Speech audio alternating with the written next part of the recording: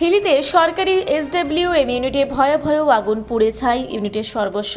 আজ বিকেল 4টা নাগাদ দক্ষিণ দিনাজপুর জেলার হিলি ব্লকের 4 নম্বর বিনসিরা গ্রাম পঞ্চায়েতের সলিড ওয়েস্ট ম্যানেজমেন্ট ইউনিটে ভয়াবহ অগ্নিকাণ্ডের ঘটনায় চাঞ্চল্য ছড়ালো এলাকায়। এই অগ্নিকাণ্ডের ফলে এসডব্লিউএম ইউনিটে রাখা সমস্ত জিনিস পুড়ে ছাই হয়ে যায়। আগুন লাগার ঘটনার কথা জানাজানি হতেই খবর দেওয়া হয় স্থানীয় দমকলে। এরপর দমকল বাহিনী এসে বেশ কিছুক্ষণের চেষ্টায় আগুন নিয়ন্ত্রণে আনে।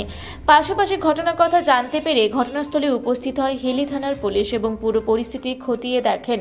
4 নম্বর বিনসিরা গ্রাম পঞ্চায়েতের সেক্রেটারি অমিত দাস জানান, বিকেল 4টা নাগাদ সলিড ওয়েস্ট ম্যানেজমেন্ট ইউনিটে আগুন লাগে। এরপর খবর দেওয়া হয় দমকল প্রশাসনকে। দমকল দ্রুত এসে আগুন নিয়ন্ত্রণে আনার কাজ শুরু করে।